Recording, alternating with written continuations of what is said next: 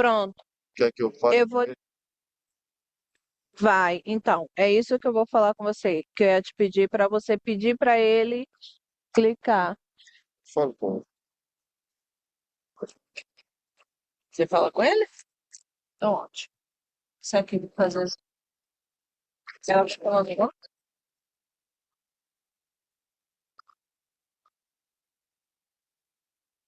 Hello, Ulysses, can you hear me? Yes, I can hear you just fine. Oh, nice to meet you. My name is Lucas. Hi, Lucas. How are you? You need to select the English language in the Zoom Okay, give me a to second. hear Thank you. the interpretation. Got it. Can you do that? Yes, I'm trying to. Okay, hold on. Interpretation.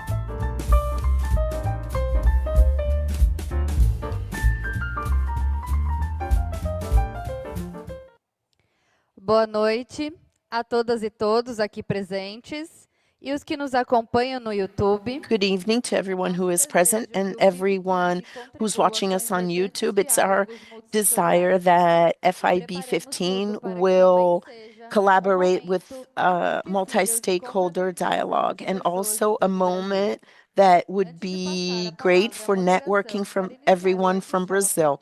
So before we begin the workshop, at the right time, we will open for Q&A. For those who are here on site, you can join the queue in front of the microphone. If you're attending remotely, you can send any comments or questions through YouTube.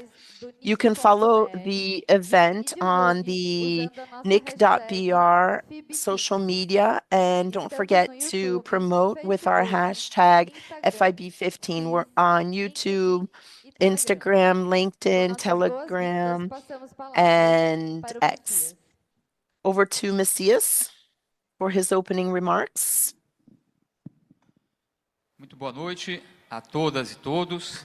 Good evening, everyone. Bem-vindos ao segundo dia Welcome to the second day of the Forum of Internet in Brazil, promoted by the CGI in Brazil, celebrating its 30 years in the 15th edition of this forum being held here in Salvador. I'm Messias Madeira. I'm a professor at the Federal University of Bahia in the Department of Humanities and Sciences. I'd like to greet everyone who is here at the Fiesta Convention Center and everyone who is attending remotely on the NIC.br channels. And I'm going to say that this will be a memorable evening. So this debate is about AI, culture, education, and public interests. This evening, we're at the second day of the forum. Even though we called it Zero Day, we had a long agenda. We had a great opening and a panoramic opening of Brazilian mindset and the mindset from the state of Bahia about the internet and internet studies and digital culture. And that is no different in what has been happening on Tuesday, today, and the upcoming days that we will have all of these debates. Once again, I'd like to thank you all for your presence and greet our colleagues who will dialogue with us. Professor Deborah Abdallah from the Computer Institute, Federal University of Bahia. Let's give her a hand. Professor André Lemos, da Faculdade de Professor Comunicação. André Lemos from the Communications Department of the Federal University of Bahia. Professor Nelson Preto. Professor Nelson Preto from the School of Education of the Federal University of Bahia.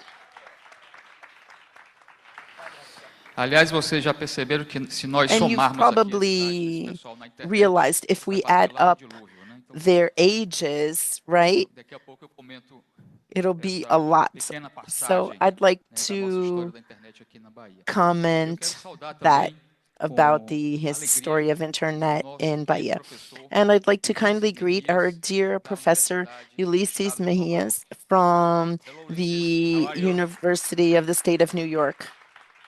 Hi, Ulysses, how are you?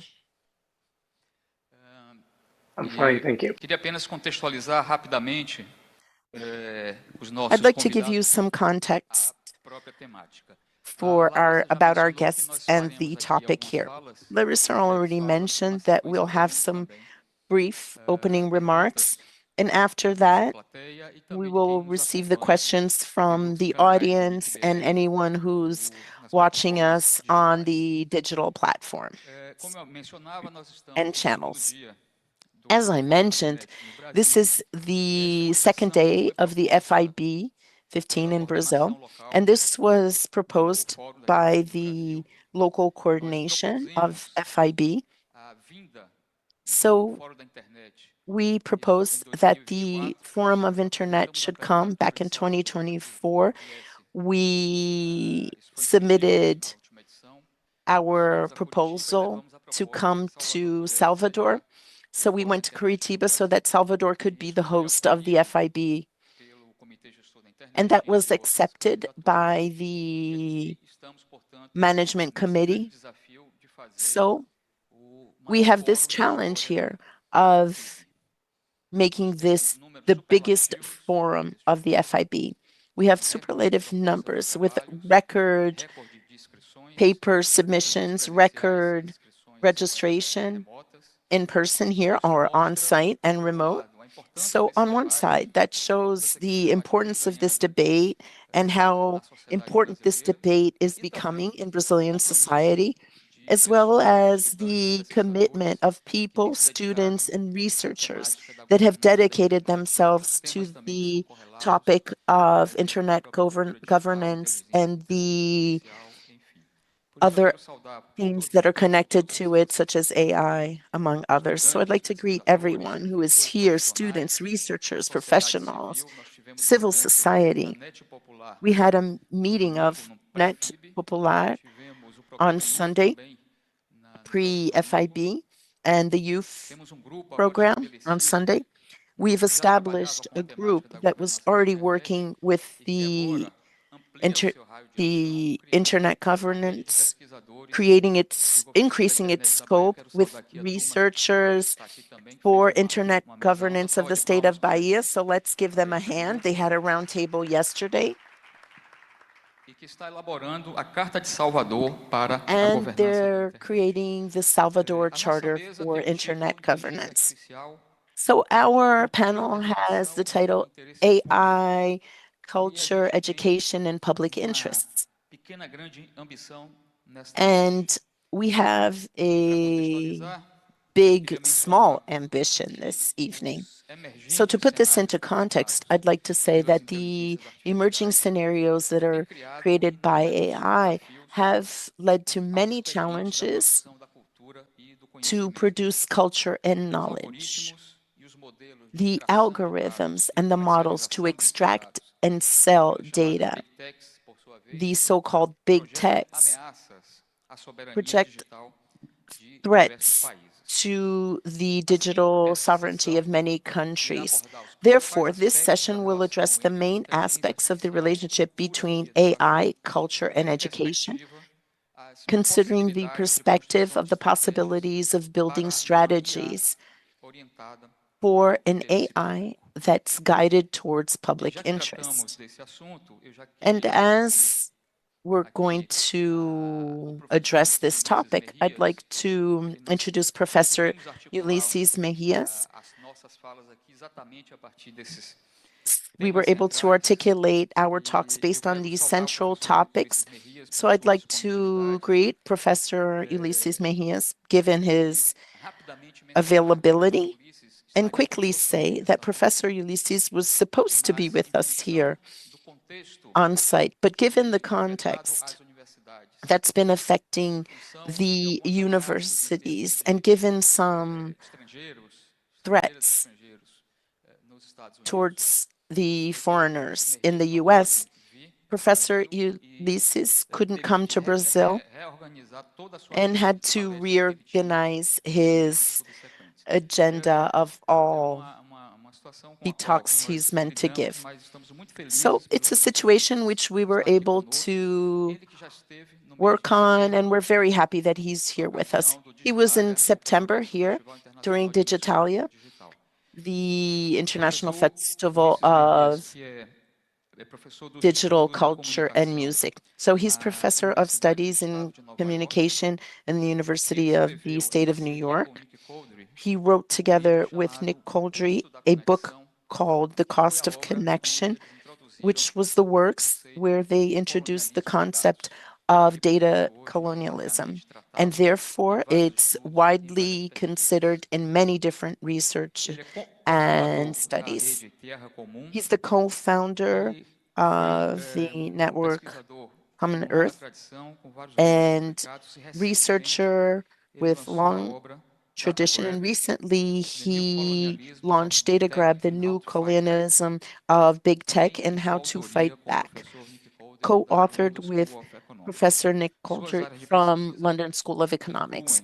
His areas of research include data colonialism, critical studies of internet and AI, theory and science of the networks, science of technology, sociology, political economy of digital media. So I'd like to once again greet Professor Ulysses. Thank you very much for being with us tonight. And I hope to see you soon again here in Salvador. And I'm going to speak in Portuguese because of our audience. Okay? Thank you so much. Thank you. Thank you very much. And it is truly unfortunate that I cannot be with you in person for the reasons Messias already explained. If it's okay, I would like to share a few slides, which hopefully will make my presentation a bit easier to understand. And I apologize that they are in English. Hopefully you can see that. As Messias mentioned, I just want to very briefly present to you the main argument of the book I've written with Nick Coulter called DataGrab, the new colonialism of big tech and how to fight back. Our main argument in this book is that we need to understand what is happening today with data, which includes what is happening with artificial intelligence and with social media as a new form of colonialism, what we call data colonialism, which means looking at what is happening in the context not just of the last 50 years, but in the context of the last 500 years of colonial extractivism. Now, it might seem a little strange to put those two words together, data and colonialism, data being something of the present, of the future, and colonialism being something of the past. So in order to begin to explain why we put these two words together, I'd like to present some very brief statistics to give us a sense of the scale of what we're talking about. We know that historic colonialism was about capturing land, capturing territory. From the years 1800 to 1875, as you can see here, 215,000 square kilometers of land were added as colonies every year. This is roughly the size of the country of Guyana. From 1875 to 1914, that number increased to 620,000 square kilometers added every year as colonies, which is roughly the size of the country of Ukraine. By 1945, 1 in 3 people were living under colonial rule. Now, data colonialism is not about capturing territory, it's about capturing human life through this medium of data. Just recently, in 2023, 3 in 8 people in the world were using Facebook, and 1 in 8 were using TikTok. Also in that year, we were generating about 329 million terabytes of data per day. And it is estimated that this year, we have accumulated about 181 zettabytes of data, where 1 zettabyte is equal to 1 trillion gigabytes. As you might have heard in the news, there's a new kind of data grab happening in the United States right now, carried out by different government agencies, in particular the Department of Government Efficiency, or DOGE, which was headed until recently by someone I know you know well in Brazil, Elon Musk.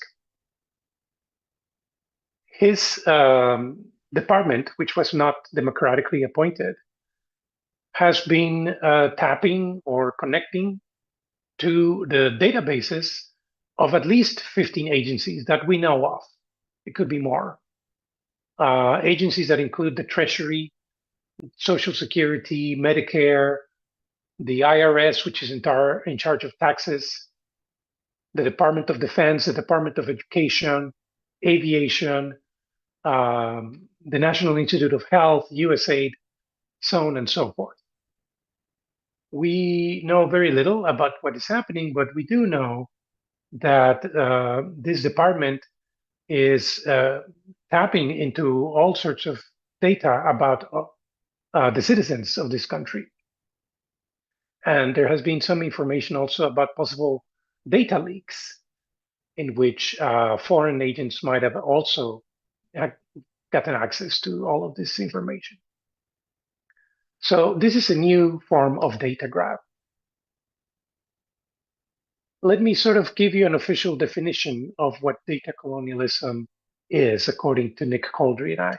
We say that data colonialism is an emerging order for the appropriation of human life so that data can be extracted from it for two purposes, either for profit, in the case of corporations, or for social control, in the case of governments. We're not saying that data is bad. We're not against all data. We're very specifically talking about the extraction of data from human life for these purposes. And just because we are using the word colonialism doesn't mean that we are not very aware of the differences between historic colonialism and data colonialism.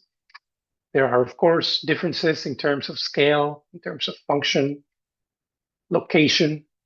Colonialism in Brazil looked very different than colonialism in India, which looks very different than modern forms of colonialism, for instance, what we see in Palestine or Puerto Rico.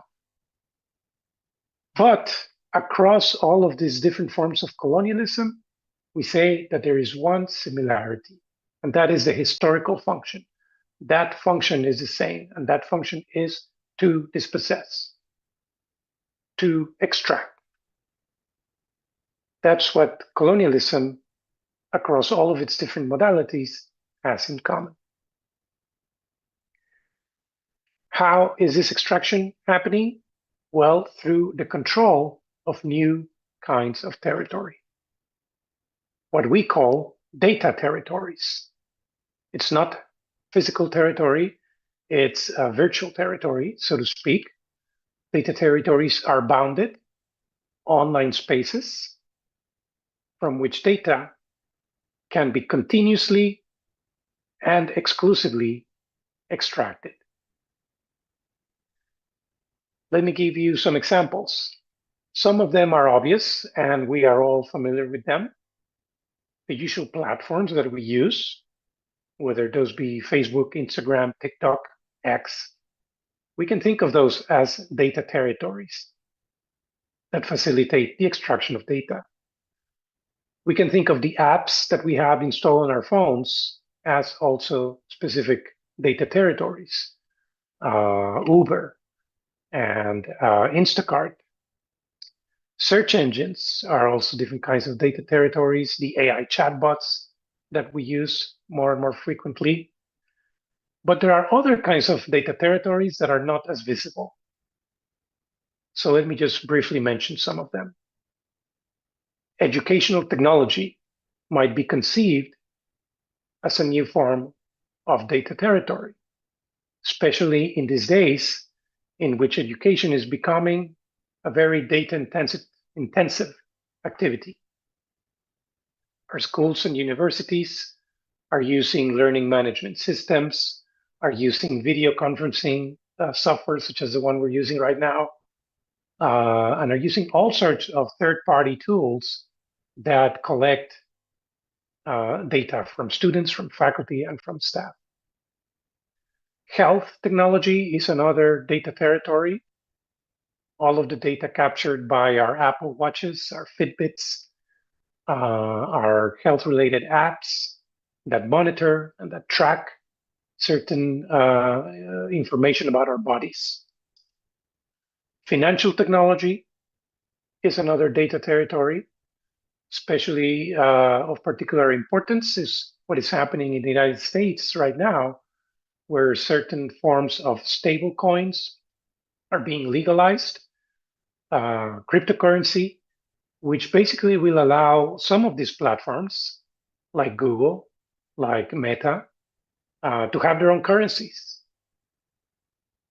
Property tech is another form of data territory.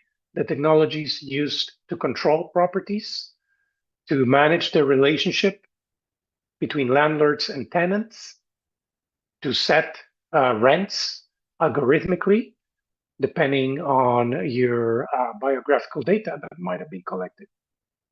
All of these are different examples of data territories. Now, all of this, as I am sure you already know, has different kinds of costs. These technologies, as we know, can operate in biased ways.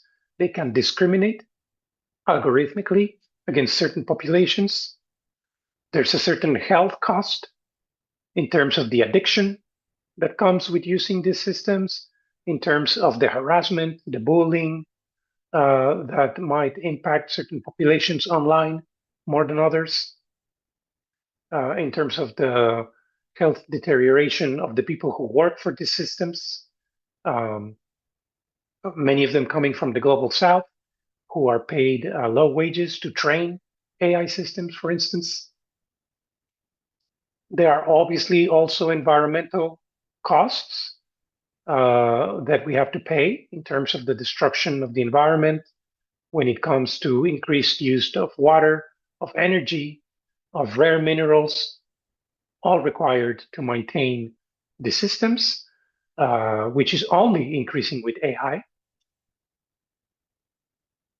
And there's a further cost, which I would say comes when we start thinking of citizens not just as consumers, which is already bad enough, but as new types of colonial subjects. Now, there's another kind of data territory that I want to briefly focus on before I wrap up my comments. And I would call this GovTech. It used to be called e-government, but this is basically the state as a data territory. And what I'm suggesting is that what we're seeing is what some people would call the McDonaldization of public-private tech partnerships. George Ritzer wrote about McDonaldization a few decades ago, where he described the principles of efficiency, calculability, predictability, and control as the principles that governed global capitalism. What we're seeing is that as the state depends more and more on private corporations to supply the technology and the data necessary to carry out its operations, it's also being governed more and more by these principles of McDonaldization. So the state also becomes more and more invested in the principles of efficiency, calculability, predictability, and control. And here we get to basically the topic of a recent open editorial I published on artificial bureaucratic intelligence. Because looking at what is happening in the United States, at least, we're seeing the application of artificial intelligence to carry out certain bureaucratic roles that the state performs. In many ways, AI is emerging as the perfect bureaucrat. It doesn't care about the personal gain, about stealing resources to enrich himself.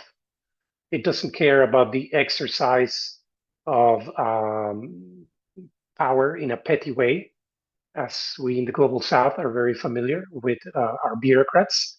AI doesn't care about that. It is a perfect bureaucrat because it simply follows orders and it does not question. With AI, basically the government can circumvent citizens' rights by buying all of these tools and by buying data from third parties. So the government, instead of having to collect data from citizens, which it may or may not have the right and the permission to do, now the government can simply buy all of this data and buy all of these AI agents to analyze and to process the data without having to incur any costs. More and more, as we're seeing in the United States, the fate of the powerless is decided by these types of machines. In terms of immigrants, for instance, being tagged for deportation, in terms of foreign students being identified as dissidents and thrown into jail, as is happening. It is already demonstrated by researchers in the United States that people living below the poverty line in the United States are already having decisions about their lives made by artificial intelligence. So it is mostly the powerless and the poor who are the targets of this kind of intervention by AI. Which should bring to mind this quote by Senator Eugene McCarthy, who in the 70s said that an efficient bureaucracy is the greatest threat to liberty. And again, there is no more efficient bureaucrat than artificial intelligence. As a subset of GovTech, we could spend a lot of time talking about war tech, the application of this artificial intelligence and data tools for the conduct of war, which is also emerging as a very profitable form of necropolitics. In particular, if we look at what's happening in Palestine and in Gaza right now, with the application of artificial intelligence to generate target lists of civilians. I know I'm out of time, so I did want to end in a positive note by pointing out that there are ways in which we can decolonize data. As activists in Latin America remind us, we need to work at 3 levels. We need to work within the system, against the system, and beyond the system. In other words, we need to work to put pressure on our governments to pass regulation that protects us. We need to engage in new forms of protests. And we also need to reclaim colonized space and time, perhaps also reclaim colonized love, as we see more and more young people falling in love with their AI chatbots. We need to engage in these ways of thinking how to move beyond the system. All of this by using a very important tool, always in the fight against colonialism, and that is imagination. Because when colonialism couldn't be resisted with the mind, with the body, it could always be resisted with the mind by using our imaginations. And with that, I will stop here. Thank you very much.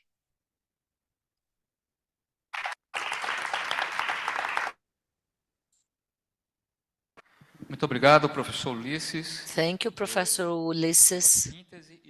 for this very interesting insights for your debate. Very timely. Thank you.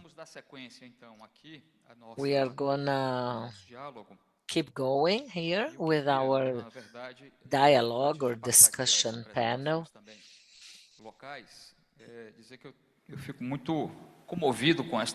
I am very moved with this evening, with this opportunity, where we have,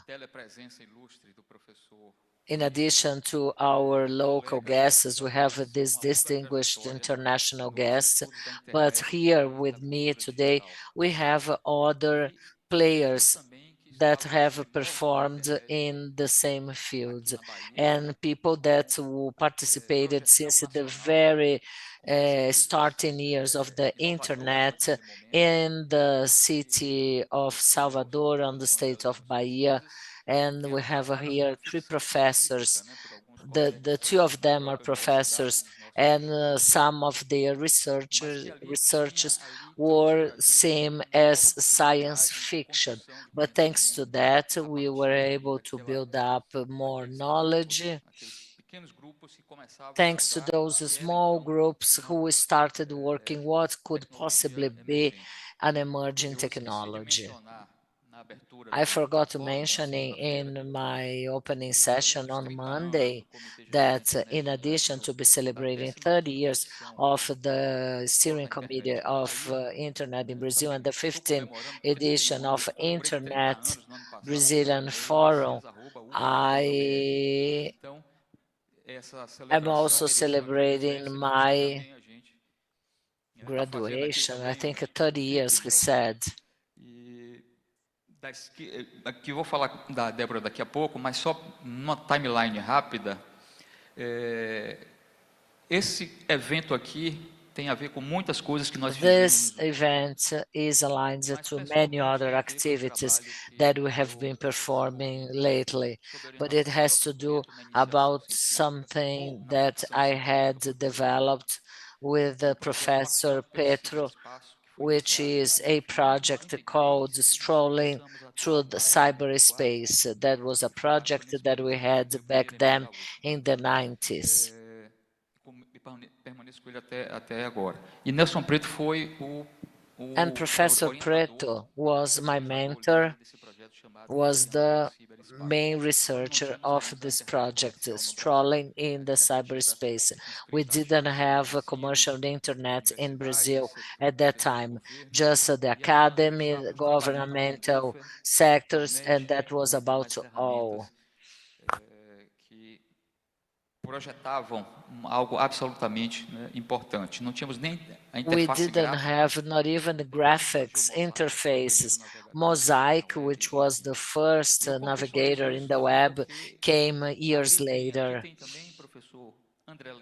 We also have a Professor Lemos with us, who is a researcher. Mas o professor André Lemos foi uma figura fundamental na consolidação dos estudos da internet. He was key in consolidating the studies of the internet on the state of Bahia and in Brazil as a whole. Although he's got in his resume that he was my mentor in my PhD, but Professor Lemos was an essential player when we were building up a new network of researchers. And I feel so honored tonight because I have 2 former mentors of my PhD thesis, and I feel honored for that. Well, let's now start the debate. No, but before that, I have to introduce Professor Débora Dalla, who was my colleague in the Federal University of the State of Bahia. Na nossa universidade também, nas pesquisas relacionadas à cultura She digital. promotes researches dedicated to digital culture. She's a head professor at the Federal University of Bahia State. She's got a long trajectory in the academy. da própria discussão sobre inteligência artificial. Related to topics addressing AI, and someone who is working closely to a number of projects, such as Digital Wave, which is a project that is under her coordination and which is helping people to improve their skills. So thank you so much, Deborah, for being here with us. Now the floor is yours. Thank you. Alô? Bom, obrigada, Messias. Thank you, Messias. Obrigada por esse convite. Thank you for the invitation. Participando aqui da mesa com nossos colegas. Thank you, my dear panelists, Professor Preto and Professor Lemos, our our remote speaker, who is now very close to us in this panel discussion. We have so much to say, but just 10 minutes.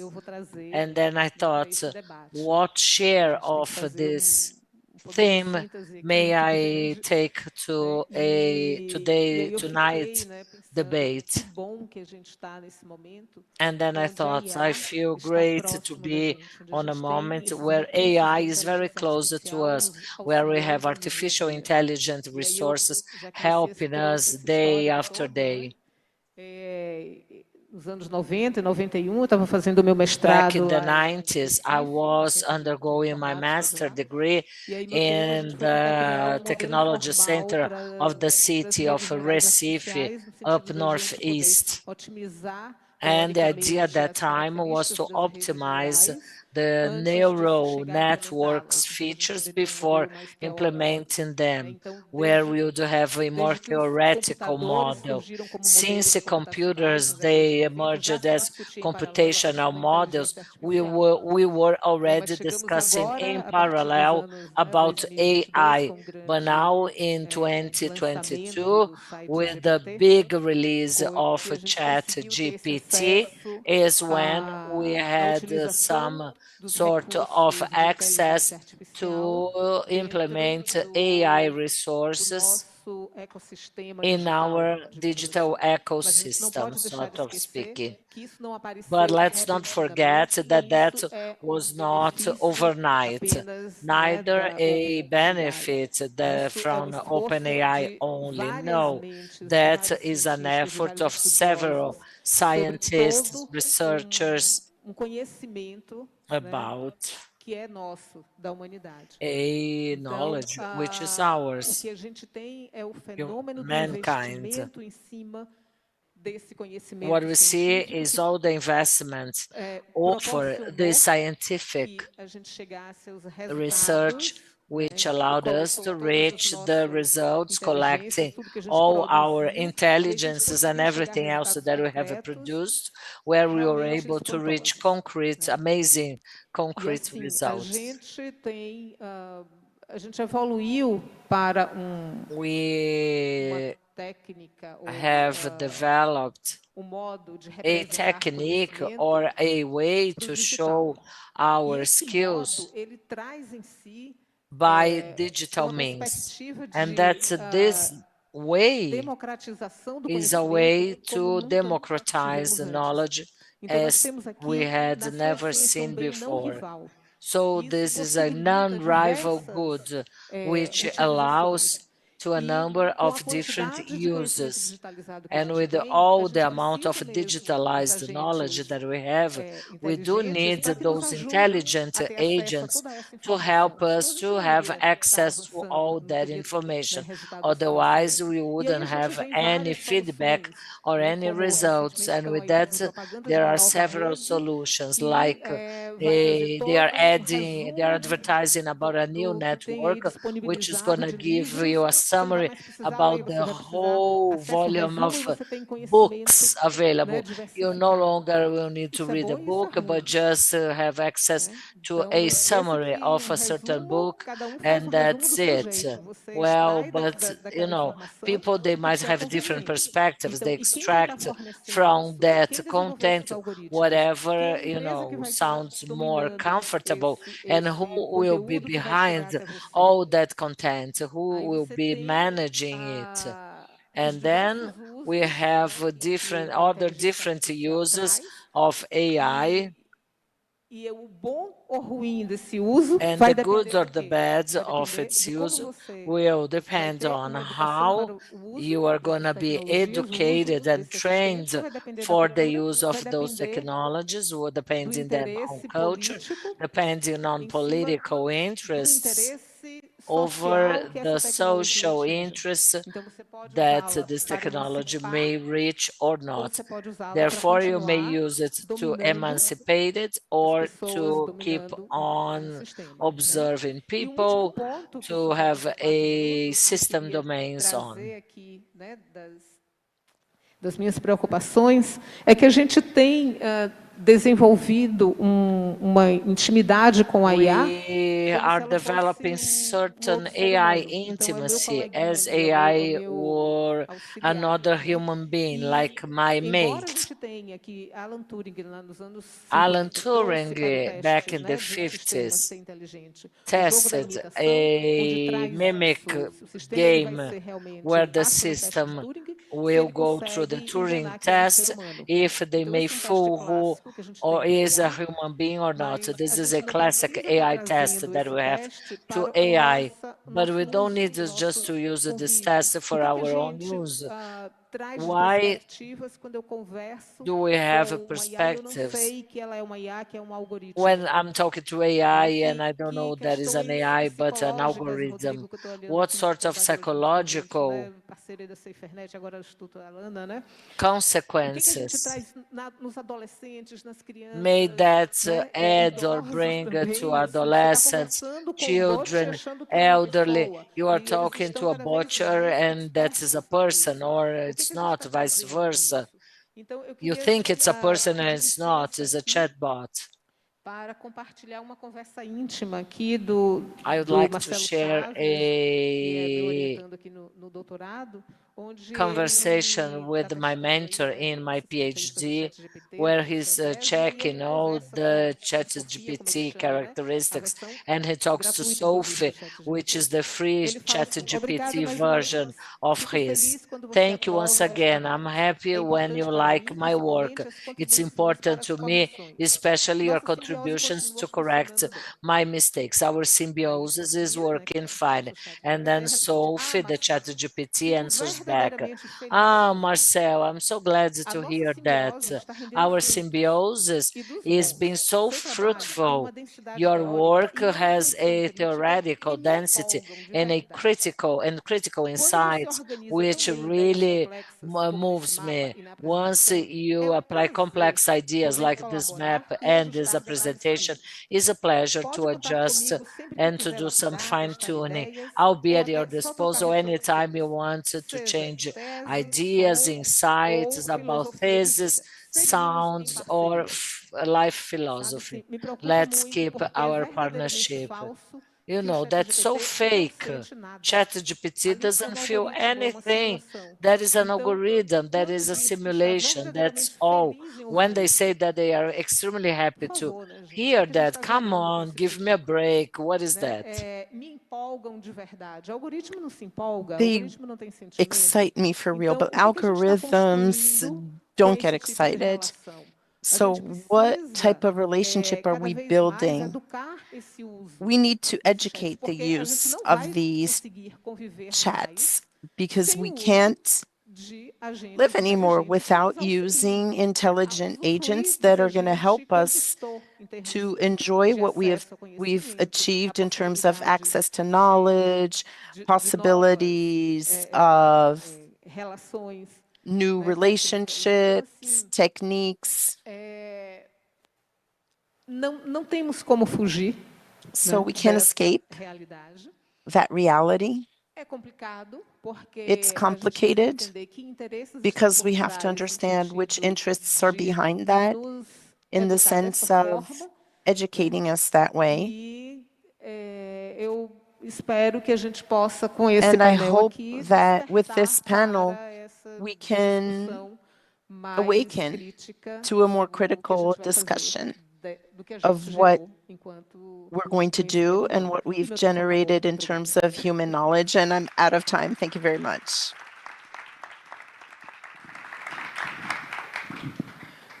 Muito obrigado, professora Débora Abdala, do Instituto de Thank Computação. you, Professor Deborah Abdallah from the Department of Computer Science from the Federal University of Bahia.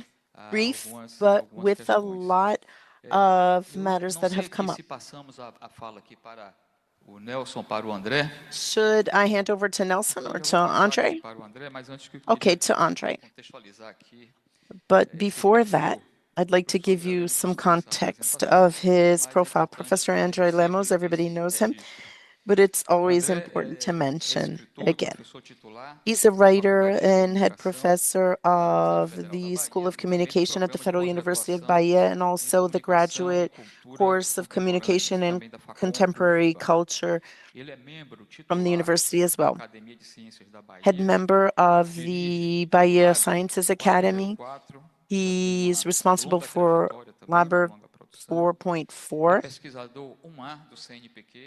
1A researcher from the CNPq. That's a maximum classification of a researcher at the CNPq system, mechanical engineer, and has a PhD in sociology from Paris 5 University in Sorbonne. Was a visitor in many schools such as McGill and Alberta in Canada, with a postdoctorate degree and in many countries, is a writer with many works that have been published, so it's a great pleasure to have him here with us this evening. Thank you, Andre. Thank you, Messias. Good evening to everyone. Altman asked us to not recognize or say thank you because we waste energy from the system, but I do have to thank the kind words from Messias.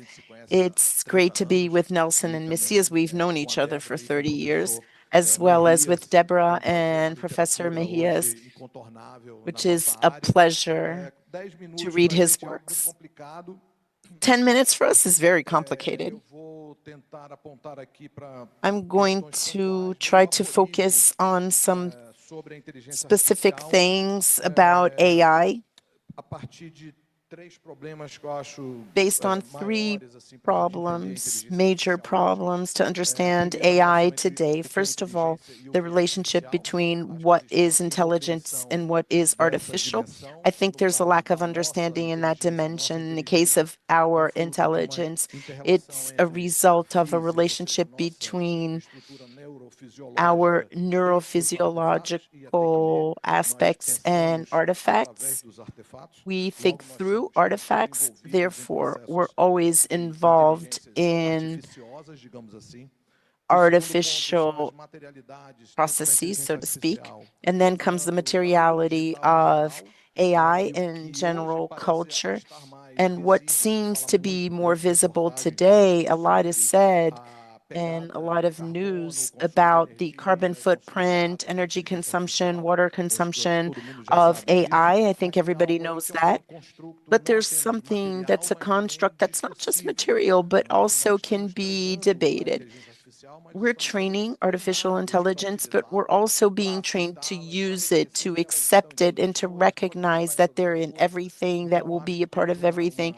So there's an interesting aspect to address in that case. And the third point is that AI is not dislocated from a modernizing project of building the world fictionally that characterizes us as a species, of a modernizing access that takes us to unifying globalization and neoliberal project, or retrograde against globalization. And interesting is how can we find a displacement to leave that access and there won't be any solutionism or salvationism in AI. They are not going to save us. So those are the 3 points that we can discuss in the debate. And I'll also mention my points. I used to call it a manifest for AI. It was published in a French magazine and on my blog as well for a while back.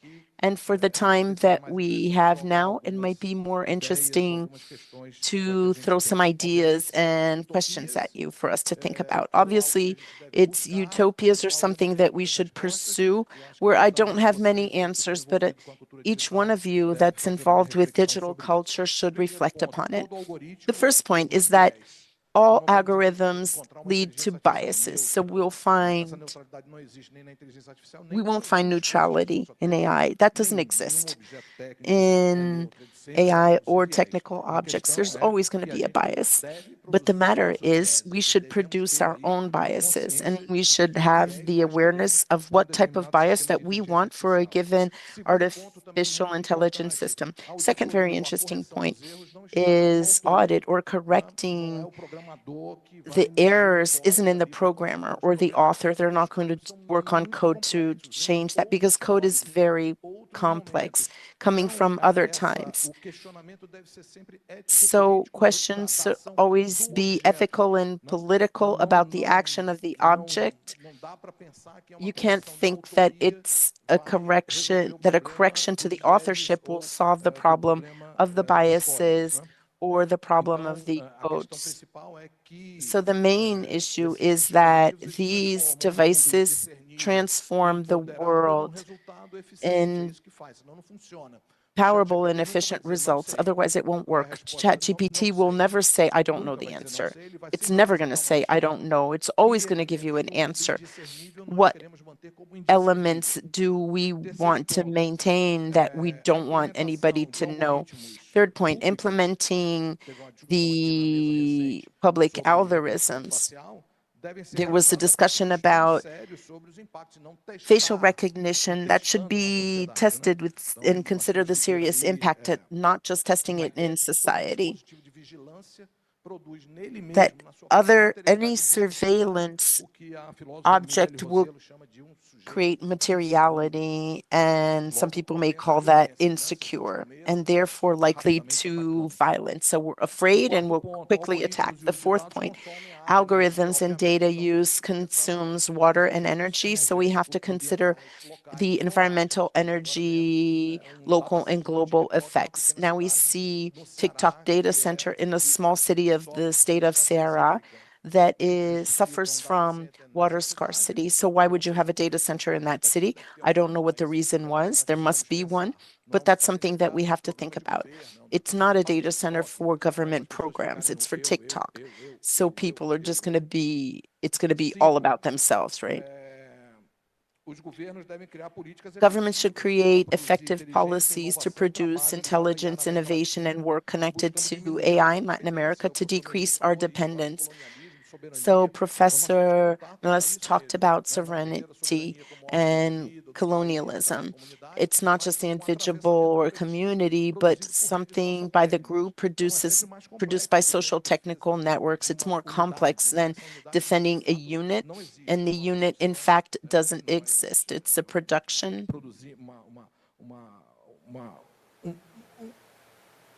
It's a way to produce a certain type of discourse that could work for the legal aspects or economic, but doesn't really make sense. Regulating social media platforms, they produce an action based on an agency that's connected to users. So that's why it should be regulated, because it's not a tube where things go through, but there's a specific agency of the materiality of that device in producing results. Therefore, it's co-participative.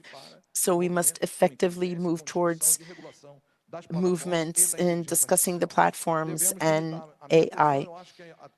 My position in digital culture changes from a first emancipatory and freeing idea where I say that's an algorithm that imitates the ordinary based on recommendations. Recommendations will make you access what you want. And what you want is what the platform thinks you want based on tracking your data. So it's a performative aspect of the truth. And I like this and I like that. So limiting the algorithmic recommendation is a challenge because it's very productive and effective, but we would have to think about how we are trained, as I was saying, about the materialities in discourse.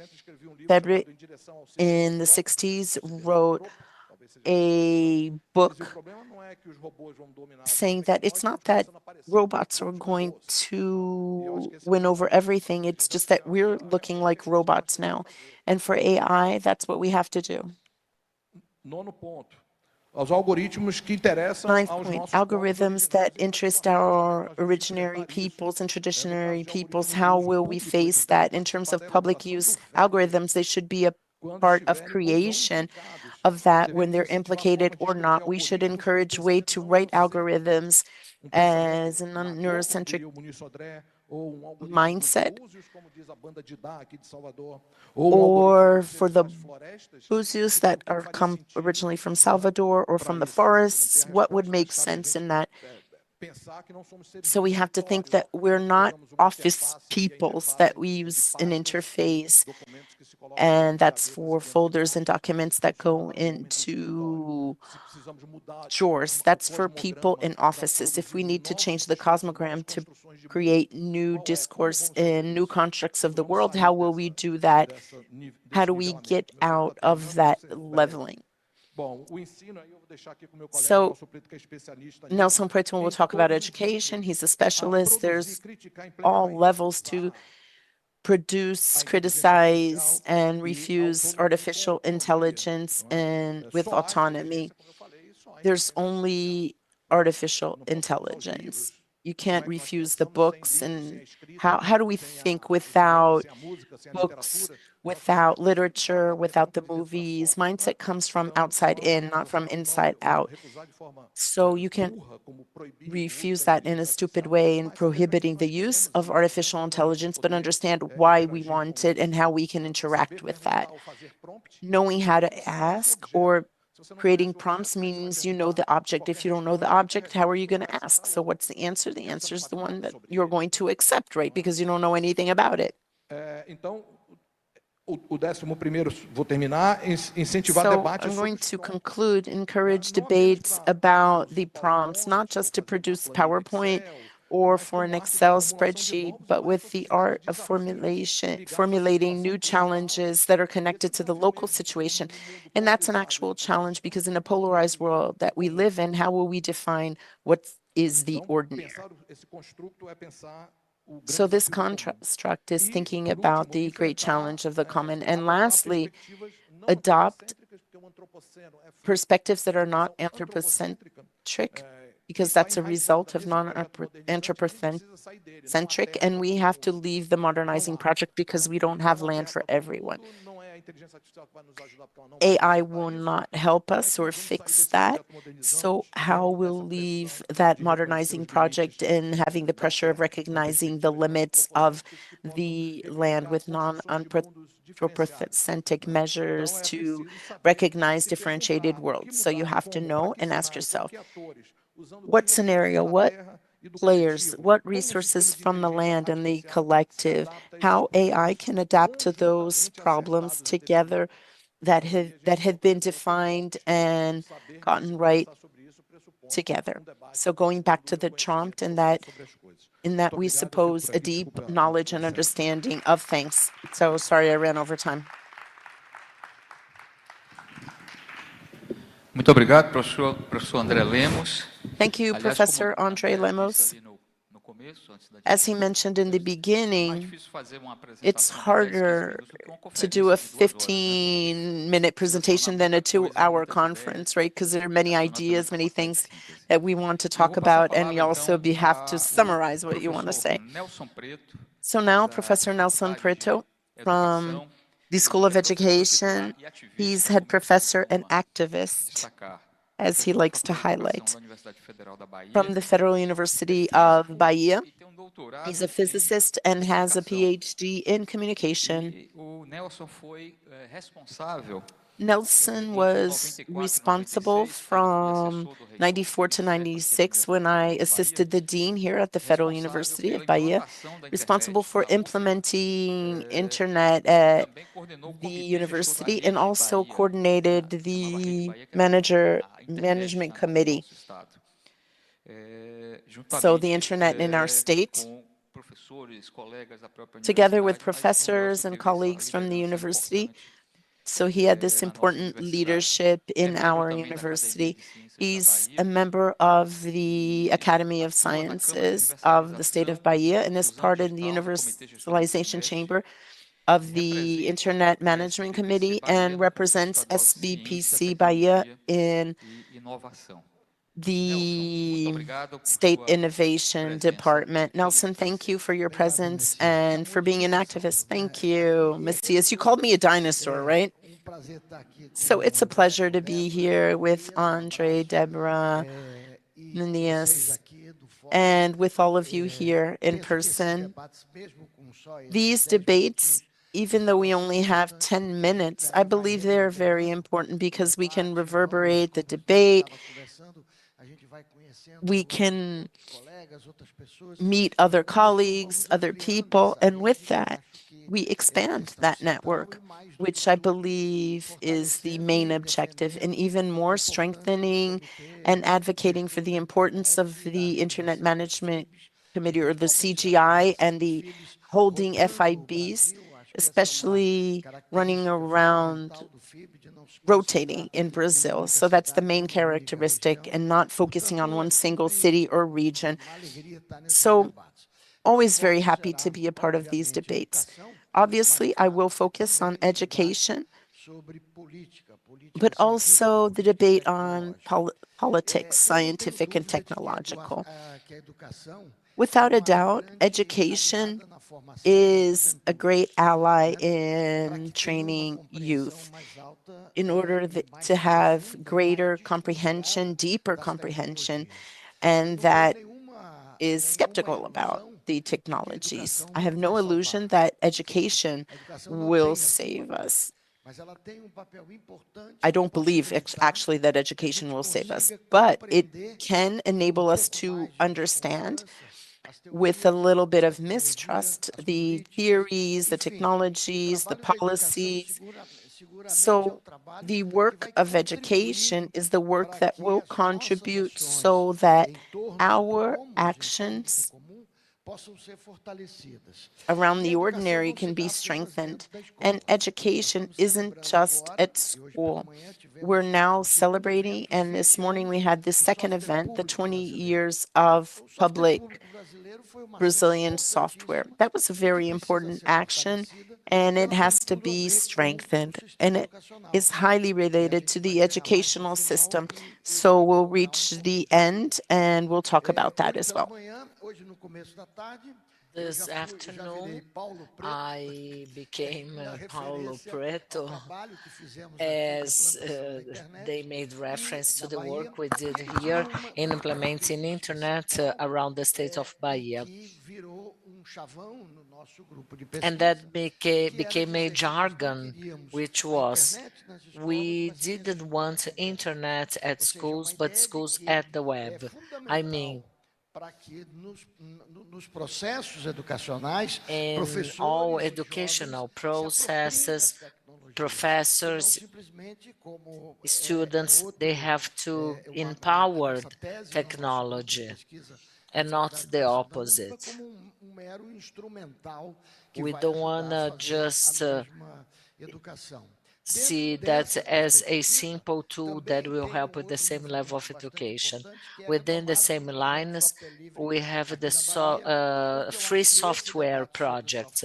The free software project is a project or a discussion that should be regained. And DeepSync now, as an open solution, allowing us to install the solutions locally and to train them as not simply getting the information, but helping them, training them. After all, AI debates replicates whatever we have been saying for 30 years, the same as we should do with educational technologies, to take a different perspective as how to implement and empower those technologies. All these frenesies by ChatGPT back in November 23, AI became a hot topic, very popular, but that is not just something with Elon Musk and Sam Altman in 23. No, much more was done before that, since half of the past century, about artificial intelligence. And a core topic is we cannot neither take artificial intelligence to education as a way to solve all the problems, or neither to see that as an evil, as it happened with the smartphones back then, leading to a number of public policies and so on. We should understand exactly which field will AI take in the education sector, and AI will find a sector which is under crisis.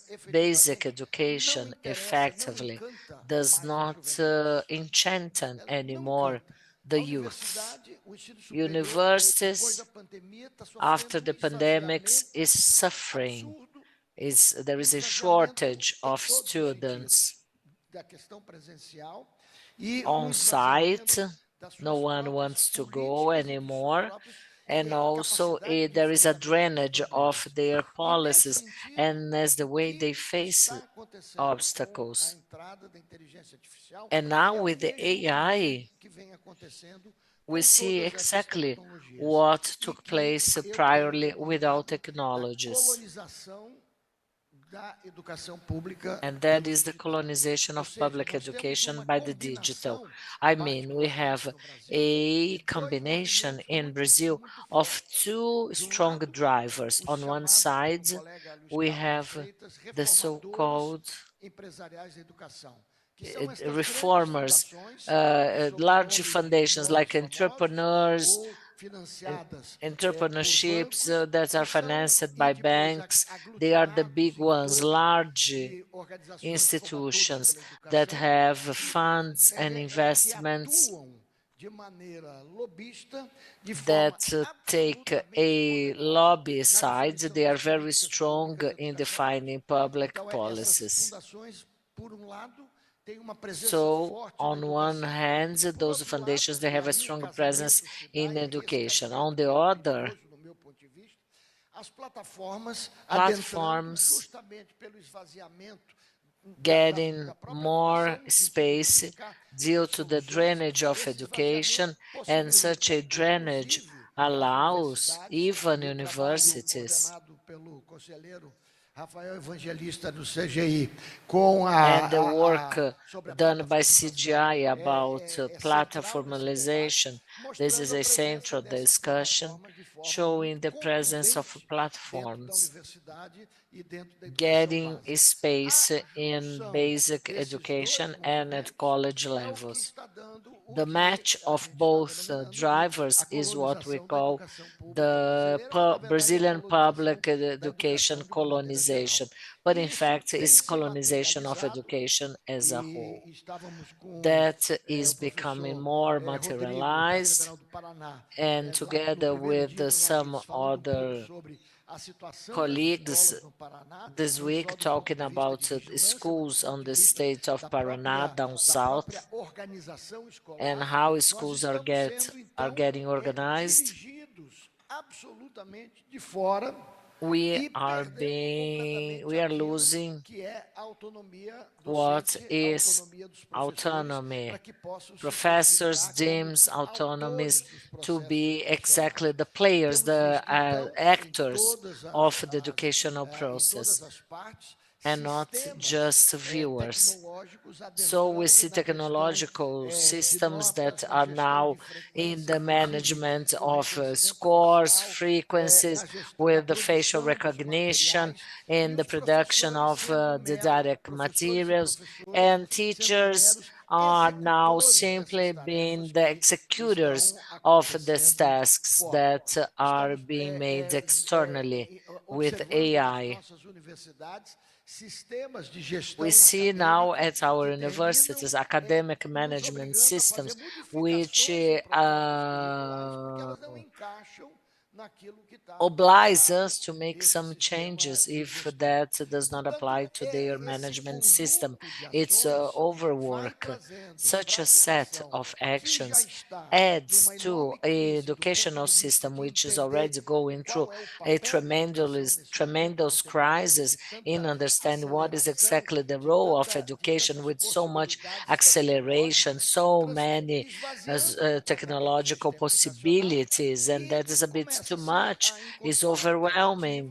And then there are alternatives of a school in the UK where there are no more teachers. They just work on artificial intelligence, where students, they go to the school and then there is just a tutor that is interacting between the students and the tech systems such as AI and others. So education is facing a drama, is very dramatic. I'm not talking about the presence or the absence of smartphones, technology, you name it, but the absence of a clarity, a deep clarity of what is the exactly and real role that education has to perform now. And moreover, what we have been doing, or the way as we are facing the obstacles, is inspired on a hacker movement which is hackering inside out. So in addition of all the political issues from a curriculum perspective, from educational materials perspective, is to hack the education to build up the desired education, the one that we don't have, but we would like to. Thank you. Muito obrigado, professor Nelson Preto. Thank you, Professor Nelson Preto, for your controversial intervention. Thank you. Sua fala. E já temos uma série de questões aqui. We have a number of questions. Tratar logo em seguida. Eu ia fazer apenas um breve comentário, né? Eu queria só situar aqui rapidamente, não sei se o pessoal consegue colocar o PDF, que são 3 ou 4 pontos que eu acho que tem articulação. 3 bullet points here that are aligned to your presentations. I'd like to start by 2 sentences, which really strikes me. Que é exatamente essa ideia do Thomas Hobbes, quando Thomas Hobbes says, in 1661, by ratiocination, I mean computation, because for him, our mental operations, they project images, texts, and that is an attempt of the history of AI to bring together the different learning systems of our systems, our machine learning systems. And this sentence struck me for so long.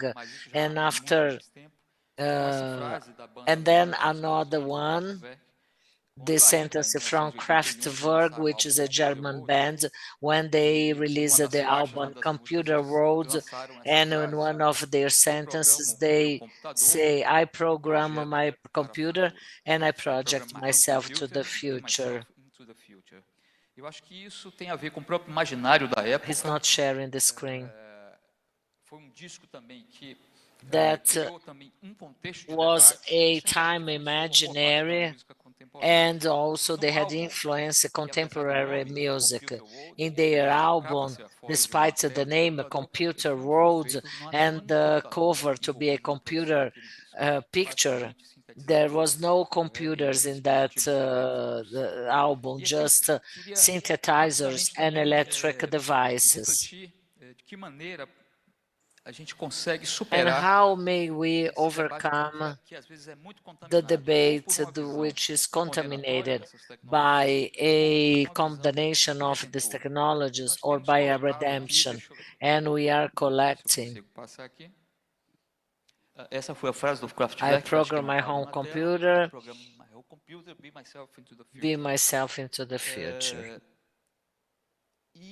Nós temos visto nos meios de comunicação, nas redes sociais, enfim, we have seen all over social media a huge amount of approaches and interventions, always with antagonisms between devices, learning process, deep learning, AI, subjectiveness that is contaminating our discussion.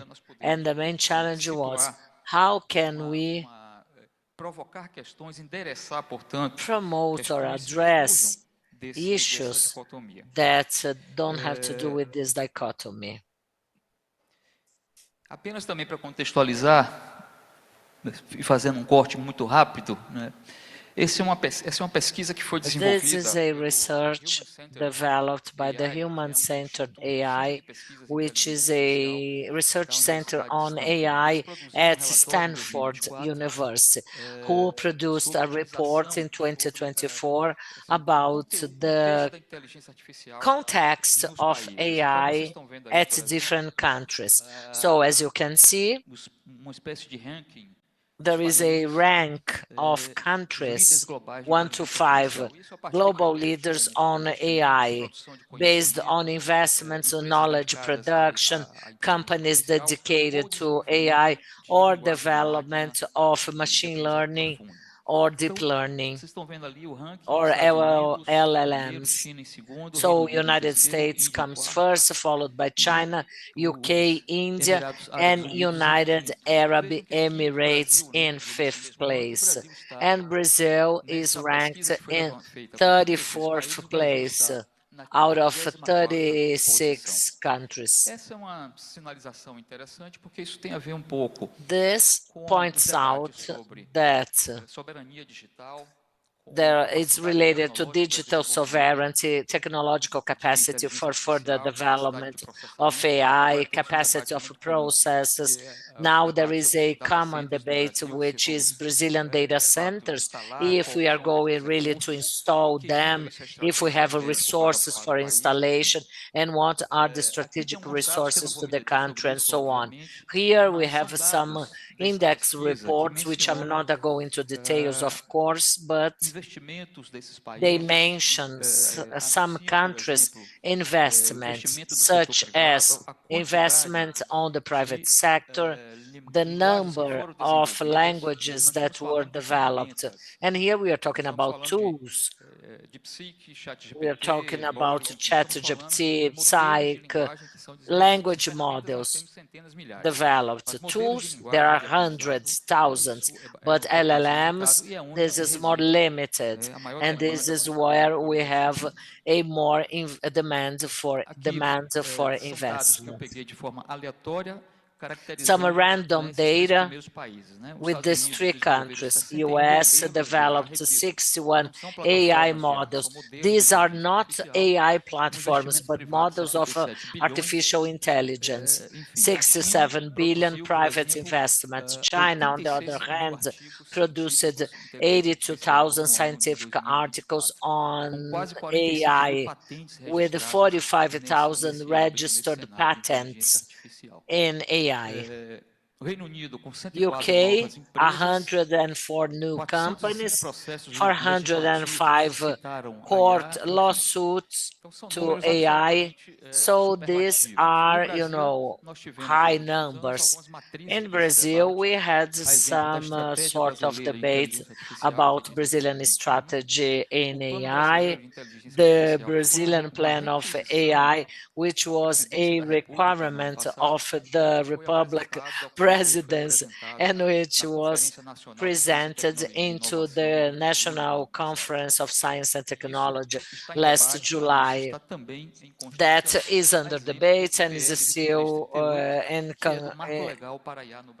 and then we have the legal framework to AI in Brazil, which is being discussed in the National Congress, but which also is related to our expectation to have a broader debate, a debate or a discussion which will include the civil society, similarly to what happened when by the time of the design and approval of the legal civil framework.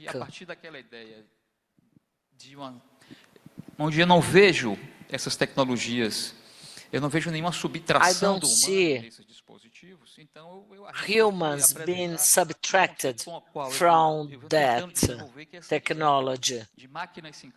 And here we have this idea of syncretic machines and culture machines. They are techno-human process of accumulation, learning, recovery, systematization, information production, culture production, intervention in the environment based on digital devices, and a number of other creations, decisions, responsibility, and cognition. Não vou comentar sobre, aqui rapidamente, é só para lembrar que tem acontecido no campo da cultura, como vocês sabem, alguns sabem, eu sou músico. As some of you might know, I am a musician, and here the number of musics available in 23 by the streaming platforms, 174 million musics. And in the top of the pyramid, I don't know if you can read, no, we can't, 10 musics were played over 1 billion times. 2,500 were played between 100 and 1 million fold. And at the base of the pyramid, 8 million songs in the streaming platforms were not executed at all, not even one music. So the algorithm keeps us up there on the top, and we are consuming more of the same in the fields of culture, and probably that has been reproduced with artificial intelligence platforms anytime that we research for something or we want to grab some information. Top chain AI use cases. This is an early change, and look how generative artificial intelligence were used, and some established criteria between the 2 years, such as search for ideas, follow up specific questions, and see how that changes in less than 1 year when the artificial intelligence platforms, they are now used as an element of counseling or personal management, which becomes a huge risk, especially if we are thinking about replacing resources such as experts, physicians, psychologists, replacing those providers by platforms such as artificial intelligence. In the field of education, many structures are being developed, and here you can see one of the recent tools that was recently developed. It's an AI that's becoming more popular, mainly focused on academic and scientific research in a data presentation strategy, and Andre has mentioned that before. This tool gives reference for almost all the data it collects. It systematizes data, so it's a different approach. So it's based on that idea of a mental model, a similar way in terms of production of knowledge. So when you ask this machine about input and data, it's trying to understand what it means, what's the question, researchers in over 60 million papers. I don't want to take up your time, because actually I've run out of time, and I only have a lateral participation here, so to speak. So just want to convey a question from the audience, and also a question that came in on YouTube. We don't have much time. Would anybody like to ask a question? A gente está com o tempo muito apertado, gente, aqui. We're running out of time. Good evening. I'd like to thank the panel and all the comments.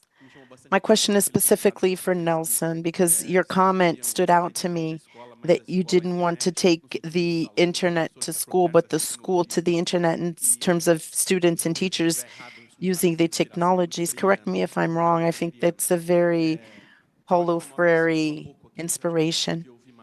I think we should hear more about that type of line of thinking. What do you think Paulo Freire would be thinking right now? How would he react to this AI movement? Would he be thinking about hacking the system on the inside? And about many points that you mentioned in your manifest, Andre, Paulo Freire would have been AI. What's your name? Rodrigo Firmino. Thank you, Rodrigo. We have a question from Janaína Alves, and she says, companies that produce and offer AI services are all proprietary and not paid regarding the environmental impact. How do you see building open AIs here in the panel? E a gente já vai fazendo também as considerações finais. Start off with you, Deborah, and then we can go into the final remarks.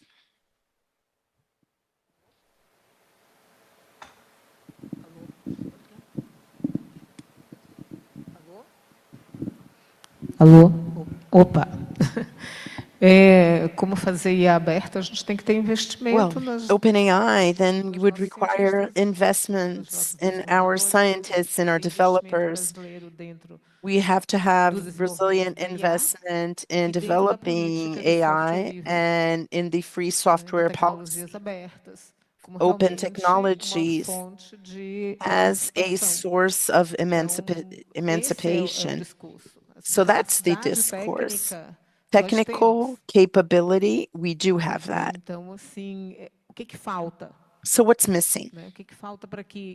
What's missing so that Brazil could be at the top of the AI ranking? Policies, investment. We have an example in computation and in the internet about how the Brazilian mind or Brazilian population produces technology in computing. We have amazing examples. So capacity or capability isn't missing for us to produce our own technology development, and that should be enrooted in our culture, in our roots, in our customs. So I believe that it's investment.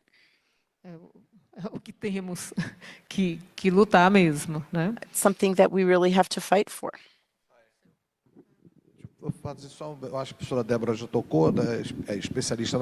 So Deborah already mentioned this, and she's a specialist in the area. So I think we have to ensure a comprehensive political framework because it's open, but the use of based on the Chinese context is always controlled. That doesn't guarantee everything. So a guarantee of a higher political dimension is important. So about the first internet that would be freeing people and many projects in that. And also going back into that idea of federated networks, leaving the major platforms. So that may happen in the near future. And with AI, it would also be interesting to have open source that should be a part of the political agenda. Not only the last points that Andre mentioned in his talk, was it 10? 12. So a dozen in his dozen. He's already mentioning of what it could be. And I believe that investment in science and technology is fundamental. And it's state-of-art investment in state-of-art research, but also investing in federal institutes because they're based in science and technology for high school students even that have to become enchanted again. And maybe they can find that in having a space where they could develop and train and experiment these free alternatives with data protection and essentially with that political framework that Andre mentioned. So that's a core aspect. And obviously, we face many difficulties in that because the political framework requires a strong legislative framework. And with our Congress, we know that things are difficult. I think Paulo Freire would have to be updated. He would require a refresher. You'd have to have space to think about all the experiences that Paulo Freire had in literacy and using technology, obviously, because he used to use a radio. So the basic education movement was based on radio education. And during the pandemic, that was strongly used. Radios were used in education in the Northeast. I coordinated a book from the MEB to the web.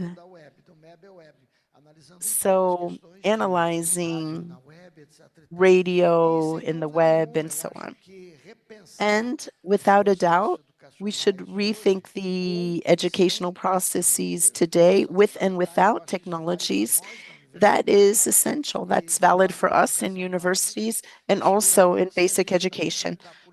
And if we don't face this match of these two fronts politically and face them, there's nothing we can do unless we'll have to just resort to following these big companies that want to take over the educational system. I ended by talking about education and hacking and can we build the education that we want. But what I'm trying to say, what I mean is build the society that we want. That's the central debate. That model of a society focused on consumption, you can see that's not sustainable. So all of that has to change. So a data center in a place, you can't decide that as you would decide to install a university somewhere. You need a deeper analysis of that and not just the political interests that you would have with a university. It's not just that, data centers, industries, regardless. So those are some of the clues that we may have, and thank you for the invitation. Thank you, Nelson. I'm going to hand over to Professor Ulysses Mejias. Thank you once again, Professor, for being so generous to be here with us here in Brazil, even though we only have a 1 hour difference. Professor, your final remarks. Thank you. Thank you. Yes, well, I am a believer and a supporter of open source technologies and in what Ivan Illich would call tools of conviviality. Unfortunately, with artificial intelligence, the problem I see is that the barriers of entry are getting very high. In order to do artificial intelligence, one needs a huge infrastructure that is beyond the reach of most citizens and perhaps even most governments in the global south. I have seen proposals for feminist AI, indigenous AI. I haven't really seen much substance to those proposals in the sense that they seek to perhaps replicate the same models that are coming out of Silicon Valley or the Chinese Communist Party. So I think we still have a lot of road ahead of us in that respect. As far as Paulo Freire, whom I admire and read a lot, I was simply reminded of a recent newspaper article in the United States talking about the epidemic of cheating students using ChatGPT to generate their assignments. And the article was discussing or interviewing a particular student who had basically used ChatGPT to write an entire essay on Paulo Freire's notion of critical pedagogy. And when asked if she didn't see a contradiction between using ChatGPT to generate an assignment on what makes human learning possible and critical pedagogy, she said simply that, well, everybody else is doing it. So I'm afraid Paulo Freire is probably very disturbed in his grave. Thank you very much. Obrigado. Apenas uma curiosidade, professor Ulisses. Just out of curiosity, Professor Ulysses, is that a Fender Jaguar that you have here to your left in the picture? It's a Telecaster. Ah, Telecaster, ok.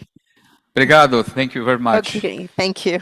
Muito bem, eu quero agradecer a participação de todas e todos. I would like to thank everyone for participating, everyone who's here in the audience, for those who are attending through the NIC.br channel, the students from many different institutions. We have a lot of people from the Federal University of Bahia here specifically for this debate, colleagues such as André Stengel, Professor Rafael Evangelista, and our group, the Rede Digital de Estudos, Tego Soares. On their behalf, I'd like to thank you. And the technical team of the FIB, audio and visual team, thank you all for your work and support. Good evening to everyone.